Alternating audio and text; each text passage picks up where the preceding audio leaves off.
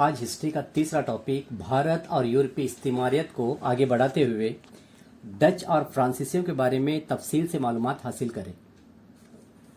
डचों ने, जो लोग नीदरलैंड या हॉलैंड में रहते हैं, उनको डच कहा जाता है, लेकिन डचों ने भी हमारे मुल्क में अपने नवाबादियात कायम किए और अपना इख्तिदार हासिल किए।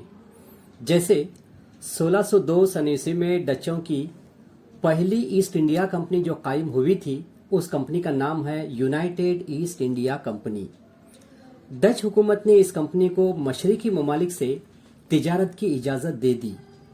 इस इजाज़त के साथ साथ कंपनी को मुलाजमीन का तकर्रुर करने, गोदाम कायम करने, किले तामीर करने, सिक्के ढालने और मशरकी ममालिक के साथ जंग या मुआहदे करने के हुकूक और इजाज़त भी दे दी। इस इजाज़तनामे के मुताबिक कंपनी ने हिंदुस्तानी उमूर की देखभाल के लिए एक गवर्नर जनरल का तकर्रुर किया। शायद आप जानते होंगे कि तमाम कंपनी के इंतजामात पर निगरानी करने के लिए एक इख्तियार का होना ज़रूरी है। वो इख्तियार था गवर्नर जनरल, जिसको तकर्रुर किया गया, जिसको अपॉइंट किया गया। 17वीं सदी के वस्त तक डचों की कंपनी ने अफ्रीका के मशरकी साहिल से लेकर जापान तक जो भी नव आबादियात और गोदाम कायम किए, जिनमें कई इलाके शामिल हैं, जैसे मोज़म्बिक, जनूबी अफ्रीका, यमन, Iraq, Iran, Pakistan, Bharat, Bangladesh, Myanmar, Siam, Vietnam, Laos, Cambodia, चीन, जापान, ताइवान, इंडोनेशिया और मलेशिया भी शामिल थे। डचों ने अपनी फैक्ट्रियों के इहातों में मुख्तलिफ इमारतें तामीर किए और उनके अतराफ हिफाजती दीवार भी तामीर किए और उन गोदामों की हिफाजत के लिए तोपें रखे थे। डचों के मुलाजिम तबके में मकामी लोग भी शामिल थे। डचों ने पेटापोली, मछलीपट्टम, पुलिकट, पोर्ट नवा, करिकल, आगरा, अहमदाबाद, भड़ोच, सूरत, नागपट्टनम वगैरह में अपनी फैक्ट्रियां कायम की। डचों ने विजयनगर सल्तनत या विजयनगर रियासत से इजाजत लेकर पुलिकट और नागपट्टनम के इलाकों में किले तामीर किए और उन्होंने पुर्तगालियों को शिकस्त देकर कोची, कोडनगल्लूर, कन्नूर और कोलम के किलों पर भी अपना कब्जा किया। उन्होंने कोची के बादशाह के साथ मुआहदा करके काली मिर्च की तिजारत में अजारादारी हासिल की। 17वीं सदी की शुरुआत में, यानी 17वीं सदी की इब्तिदाई उस दौर में डचों की बहरी फौज बहुत मजबूत थी, जिसमें 20 जंगी बहरी जहाज और 3 से तकरीबन 4000 फौजी शामिल थे।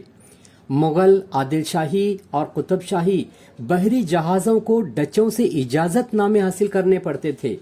अगर समझ लीजिए कि इजाज़तनामे न लेने की सूरत में उनके जहाज़ों को जब्त कर लिए जाते थे और मछलीपट्टम में डचों ने अपनी पहली नवाबादी कायम की।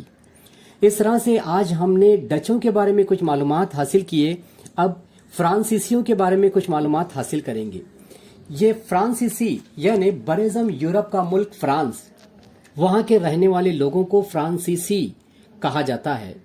फ्रांसीसियों ने भी एक के बाद दिगरे यूरोपीय अक़वाम के जैसे हमारे मुल्क हिंदुस्तान में अपने नवाबादियात कायम किए। अपनी तिजारत को फ़रोग़ देने के लिए उन्होंने भी अपनी एक कंपनी भी कायम किए और इतना ही नहीं, उन्होंने हमारे मुल्क में अपना इख्तियार हासिल किया। जैसे 1664 सन ईस्वी में फ्रांस के बादशाह लुईस 14वां यानी लुईस 14 के हुक्म पर फ्रांसीसी वजीर खजाना, जिसको वजीर मालियात भी कहा जाता है, जिसका नाम था जेन बाप्टिस्ट कॉलबर्ट, ने फ्रेंच ईस्ट इंडिया कंपनी कायम की। लुईस 14वां यानी लुईस 14 ने कंपनी को मशरकी ममालिक के साथ तिजारत करने, फौज और बहरी बेड़ा रखने और टैक्स माफ करने का इख्तियार दिया था। कंपनी को मशरकी ममालिक से जंग और मुआहदे करने का इख्तियार भी हासिल था। 1666 यानी 1666 सन ईस्वी में मुगल बादशाह औरंगजेब के दरबार में अपना एक दस्ता भेजकर सूरत में अपनी फैक्ट्री कायम करने की इजाज़त हासिल की और कामयाबी के साथ उन्होंने 1668 सन ईस्वी में सूरत में पहली फ्रेंच फैक्ट्री कायम की। इसके बाद कंपनी ने पौंडीचेरी, चंद्रनगर, माही, कारिकल, राजापुर, कासिम बाजार, मछलीपट्टनम वगैरह में भी फैक्ट्रियां कायम की। पौंडीचेरी फ्रांसीसियों की सरगर्मियों का मरकज था, जिस पर कर्नाटक के नवाब की हुकूमत थी। नवाब के खानदान के लोग आपस में तख्त नशीनी की जंग लड़ रहे थे, यानी वो चाहते थे कि तख्त एक दूसरे को मिल जाए, जिसके लिए आपस में नाइत्तेफाकी थी और वो लड़ना शुरू किए। लेकिन शायद आपने सुना होगा कि जब दो आपस में लड़ते हैं तो तीसरे का बड़ा फायदा होता है, मौके का वो गनीमत जानकर मौके का फायदा उठा लेता है। यही इसी तरह से ये जब अपनी तख्त नशीनी की जंग लड़ रहे थे, लेकिन फ्रांसीसियों और अंग्रेजों ने इस जंग में मदाखलत शुरू कर दी, जिसके नतीजे में 1744 ईस्वी से 1763 सन ईस्वी के दरमियान अंग्रेजों और फ्रांसीसियों के दरमियान 3 मशहूर जंगें लड़ी गईं। उन जंगों को कर्नाटक की जंगें कहा जाता है। कर्नाटक की तीसरी जंग में अंग्रेजों ने फ्रांसीसियों को शिकस्त दे दी। इसके बाद भारत में अंग्रेजों का कोई हरीफ बाकी नहीं रहा। यानी यूं समझ लीजिए कि बरेज़म यूरोप की कोई कुव्वत या कोई ताकत या कोई मुल्क अंग्रेजों को मात देने के लिए हमारे मुल्क हिंदुस्तान में बाकी नहीं रहा। इस तरह से भारत में अंग्रेजों ने अपना इख्तिदार कायम किया।